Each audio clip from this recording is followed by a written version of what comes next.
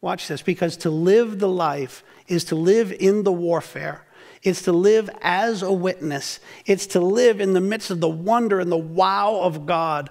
It's to live recognizing that you must walk the talk per God's word. That you must know that you know that you know that you've been radically transformed by the Spirit of God and His amazing grace. And then what happens? Listen to the closing verses. But when it was day, the magistrates sent the police saying, let those men go. So now all of a sudden, Paul and Silas are going to be let go, right? Now I want to just draw your attention to think about this. Where are they right now? But when it was day, the magistrates sent the police saying, let those men go. And the jailer reported these words to Paul, saying, the magistrates have sent to let you go. Therefore, come out now and go in peace. Come out now and go in peace. Verse 37, but Paul said to them, they have beaten us publicly, uncondemned men who are Roman citizens, and have thrown us into prison. And do they now throw us out secretly? No. Let them come themselves and take us out. The police reported these words to the magistrates, and they were afraid. They were afraid when they heard that these men were Roman citizens. So they came and they apologized to them, and they took them out and asked them to leave the city. Last verse. So they went out of the prison. They went out where? They went out of the prison and visited Lydia. And when they had seen the brothers, they encouraged them and departed. Friends, I want you to see here something that's not obvious, but is so powerful. See Paul the minister, see Paul the missionary, and I pray you will see the methods of God, and that you will recognize not only what God has called you and me to, but what He is doing in our midst right now. Say, Pastor Jeff, where do you get all that from?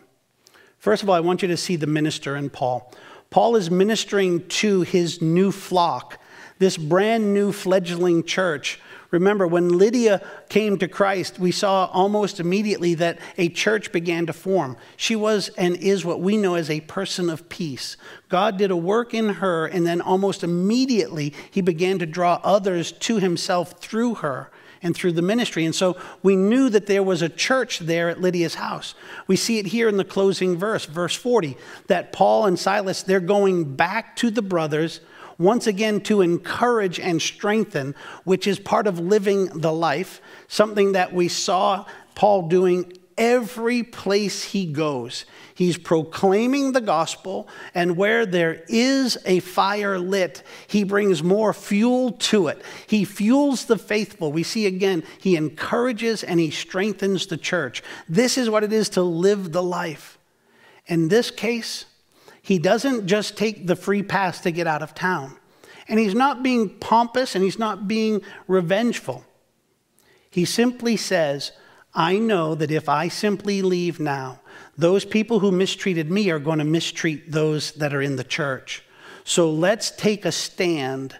Let's do the hard work of making those who did wrong accountable, not to rub their nose in it, but to make a point so that when I move on, this church will not be harassed the way that we were harassed. Please understand, this was coming at great risk. This was not an easy thing. Now, legally, the magistrates were wrong and they were afraid.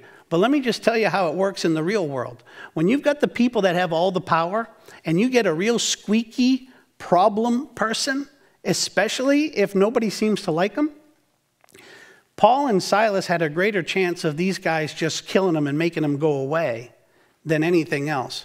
But they did the right thing righteously anyway, and they stood. And in so doing, they let it be known that this church is going to be filled with ambassadors of Christ. They were bold, in large part to protect the others.